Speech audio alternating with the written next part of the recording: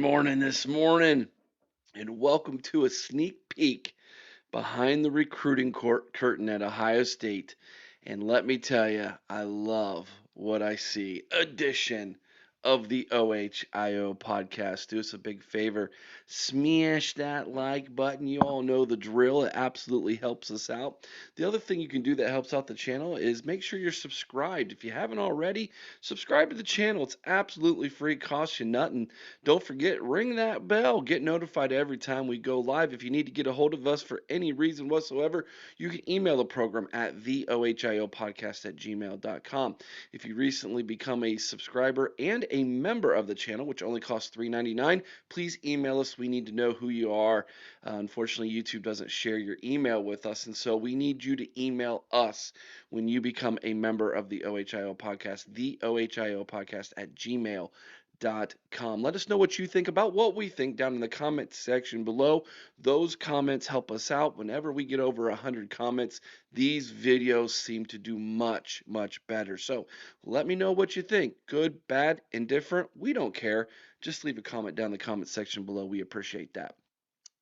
So, an interesting video has surfaced online of a current Ohio State recruit and commit who, over the weekend during the big official visit weekend, the third of four official visit weekends at Ohio State, he was in some form of public setting where Ryan Day is to the left and some parents and other players are in this presentation room of some kind, and he grabs a microphone, he stands up.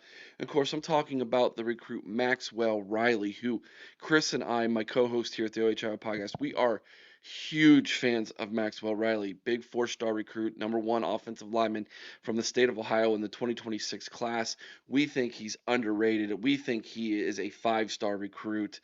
He was the number one must-get from the state of Ohio in the 2026 class on my top 5 kids from Ohio that Ohio State needs to land. He was number one. He was the most important in this class, in my opinion, and you're going to see why. In this video, I feel like Maxwell Riley is not only a tremendous athlete, which we all knew that to begin with, and a great offensive lineman, but he is a awesome human being and a leader of men. That is Maxwell Riley. This video is going to show you that. And then I have an interesting snippet later on to show you as well that I think you guys are going to be very, very interested in. And so, without any further ado, let me play the short 30-second clip that Maxwell Riley is doing. He stands up, he grabs a microphone, and he lets everybody know why he chose to be a Buckeye. Check this out. I committed here about 3 months ago. I'd say it's probably the second best decision I've ever made. The first one being giving my life to the Lord. Yeah. Yeah, I think we're in a bit of like a Wild West in terms of like college recruiting and stuff. But I think Ohio State offers stability, whether it be the faith, the culture, the academics, whatever it is. Like we have it here. That's why I decided to be a Buckeye. So God bless you, go Bucks. There you have it. So he grabs the microphone and he tells everybody that the culture at Ohio State fit him. Look, Ryan Day told Urban Meyer that Ohio State can't go after every top kid in the country. And there's a reason why they can't do that. Every top kid in the country doesn't fit the culture at Ohio State. A year ago, a little under a year ago, back when Ohio State started to stumble against Oregon, and then there was some rumblings and grumblings in the fan base about the soft culture at Ohio State. It was too, quote unquote, too Christian. I quietly, even though I completely disagreed, I quietly held my tongue and I waited. I waited. I wanted to see how these kids would respond, how this team would respond. We all know what happened at the end of November, a 13-10 loss against a team that had no business coming into the shoe and beating us.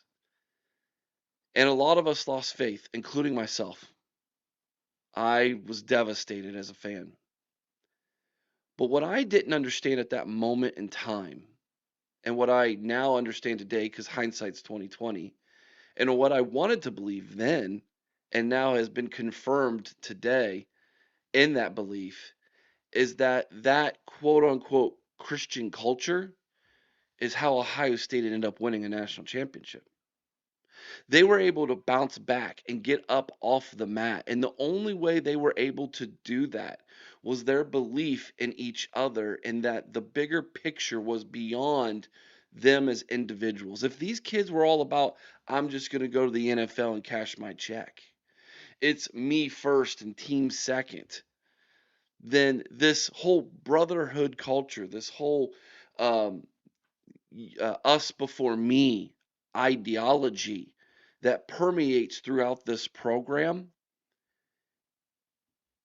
it would have crumbled and fallen apart. But because their foundation is built on something greater than shifting sand for all you Bible readers, they were able to get up off the mat because that foundation was strong. Hats off to the former coaches, the current coaching staff, and most importantly, those senior players who help build this culture, this Christian culture that a lot of people in this fan base poo pooed on. And they know who they are, some of which have YouTube channels a lot like this one. And they went out there and they were talking about how we don't have any dogs in this program. We need to be more like Georgia. Oh, you mean the Georgia program that has 25 arrests or speeding tickets or whatever they were compared to the 24 wins they have in the past 2 years? That Georgia culture? I don't think so. I don't think so. That culture is built on something completely different than other than the foundation of Jesus Christ. And that's what this Ohio State culture is built on. It's the brotherhood. The brotherhood is real. It's a real thing. It's it is the name on the front of the jersey and what that represents beyond the colors of scarlet and gray, beyond the word "the" in front of Ohio State University. They're talking about the precious blood of Jesus Christ that's in their hearts that saved them from their sins. People like Emeka Egbuka, G. Scott Jr., Travion Henderson, and before them, Master Teague, Cameron Babb. These guys who have been so vocal about their relationship in Jesus Christ. That is a huge part of the culture. Now, that's not all of it. The culture goes beyond that too. And I know it can't just be all about, you know, your Christian faith because you still have a football game to play. A football game that is incredibly violent, that takes a toll on you mentally and physically and emotionally. But Ryan Day has built not only a culture that addresses the spiritual needs of these kids, but he's built a culture that addresses the mental and emotional need beyond that. And a big part of that is not just building your body and strength, but building your mind and your heart and your soul and strength. It is a complete picture. So the people who poo-poo that, they don't understand beyond just their physical eyes of what they see because they're blinded in their hearts. And what's awesome about this is that we have the perfect example given to us in this past year on what overcoming the world can look like and overcoming defeat and overcoming sadness and failure can look like when given the opportunity and when you have a belief beyond yourself. And so hats off to Ohio State. We're still reveling in the national championship. We're still celebrating that every single day. But what this video in Maxwell Riley shows you, and did you notice the response when he talked about that his commitment to his Ohio State was his second best decision he ever made, and then he said the first was giving his heart to Jesus Christ. The response from those parents and in that room, it's real. It is real. And just because these seniors graduated and have went on into bigger and better things in their professional careers in the sport, that culture stays. and it continues to build. And so this sneak peek behind the curtain is incredibly interesting. Now, that's just one aspect. Let me get to the next one I think you're all going to enjoy as well. Did you notice what was going on? You've got an entire setting where you've got four current committed players along with a slew of uncommitted players that Ohio State would like in this class. And the committed player takes the microphone and he is giving a recruiting pitch. He is giving a recruiting pitch to the other uncommitted guys on, hey, this is why I'm here. And if you're thinking like I'm thinking, then you need to be here too.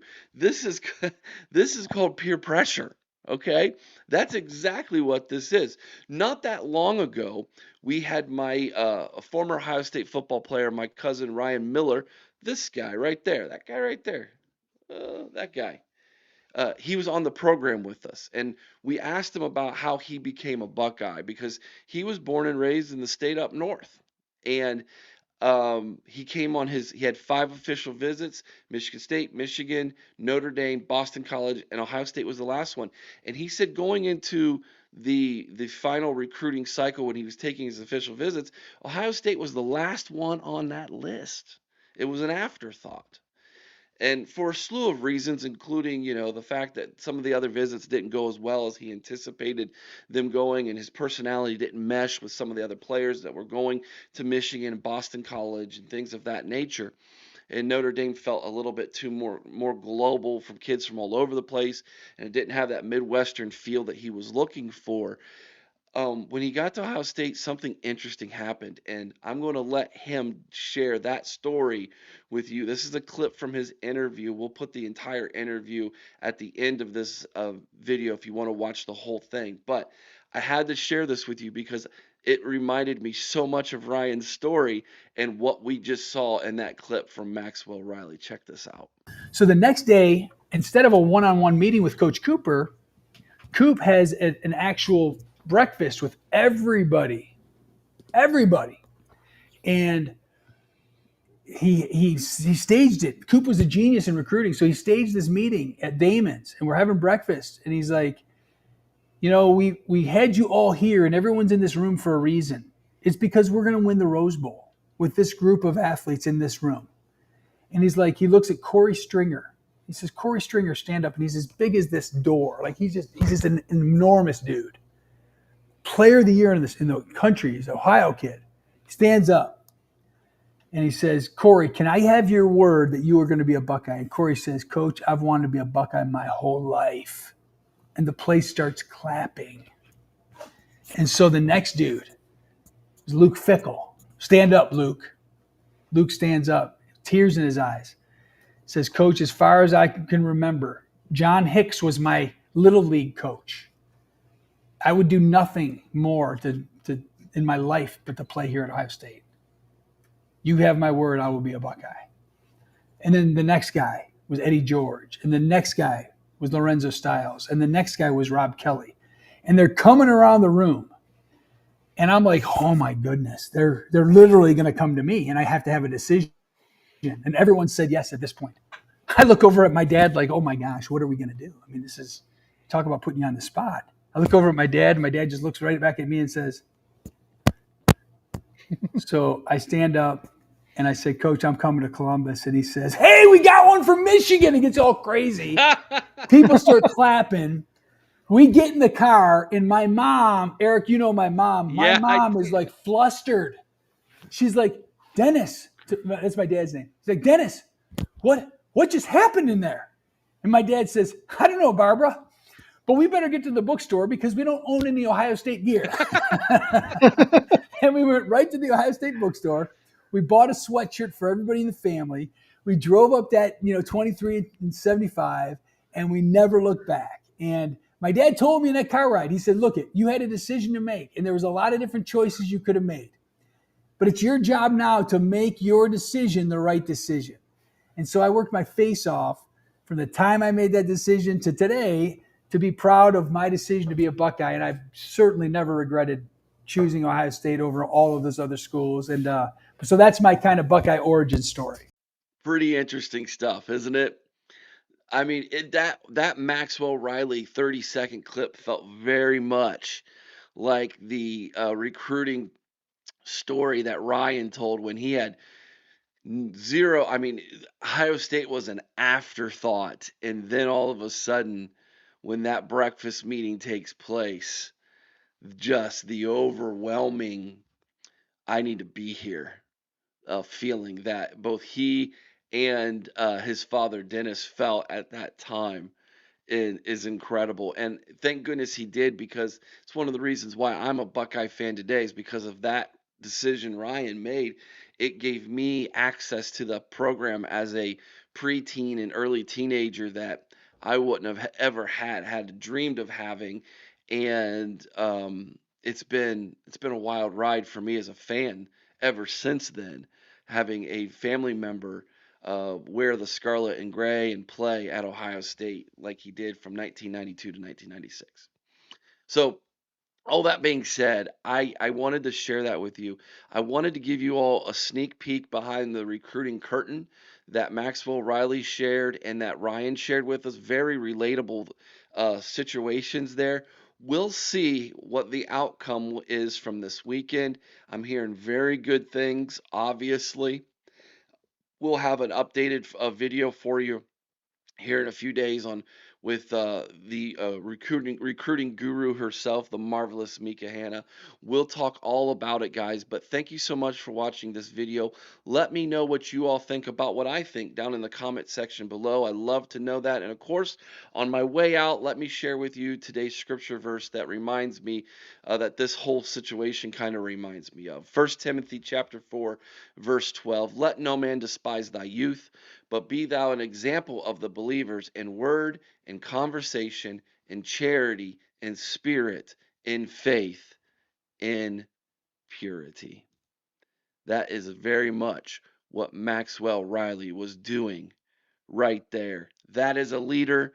That is one of the reasons why Chris and I have him in our recruiting rankings so high. We have him as the number 2 ranked recruit right now in the entire class. We think he's a 5-star. I don't care what 247 Sports or On3 or Con3 or whatever those recruiting services say. That's a 5-star Buckeye Leaf recruit right there, if there ever was one. And that guy is going to be a leader of men at Ohio State. Mark it down. Let me know what you all think down in the comment section below. If you haven't already, please hit that like button on your way out. Have a great day, everybody. You all know what to do. Be kind to one another. I owe someone's OH in Carmen Ohio with all your heart. Go Bucks.